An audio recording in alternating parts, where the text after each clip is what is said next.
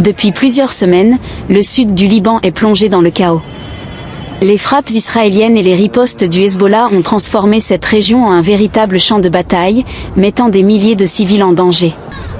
Ce conflit ne date pas d'hier. Depuis la guerre de 2006, les tensions entre Israël et le Hezbollah, un mouvement armé chiite soutenu par l'Iran, n'ont jamais réellement cessé. Cependant, depuis octobre 2023, la situation s'est intensifiée, principalement à cause des conflits en cours à Gaza. Aujourd'hui, les bombardements israéliens dans le sud du Liban sont incessants.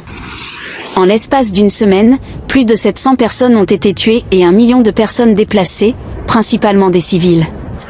Des bâtiments résidentiels et des infrastructures médicales sont fréquemment ciblés, ajoutant à la souffrance de la population. Le Hezbollah, en réponse aux frappes israéliennes, lance régulièrement des attaques depuis le sud du Liban, utilisant des roquettes pour viser le nord d'Israël.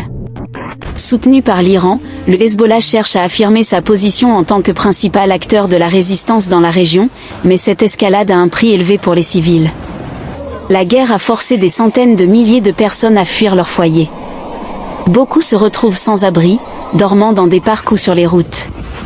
Les infrastructures de base, telles que l'eau et l'électricité, sont gravement endommagées, et les hôpitaux peinent à faire face à l'afflux de blessés. Les appels à un cessez-le-feu se multiplient.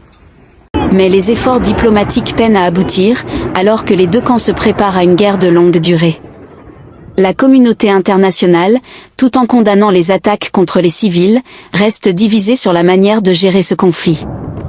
Alors que les bombes continuent de tomber, le sud du Liban est au bord d'une catastrophe humanitaire. La paix semble lointaine, mais pour les civils, l'espoir réside dans la fin des hostilités. Il est essentiel que la communauté internationale intervienne pour éviter une tragédie encore plus grande.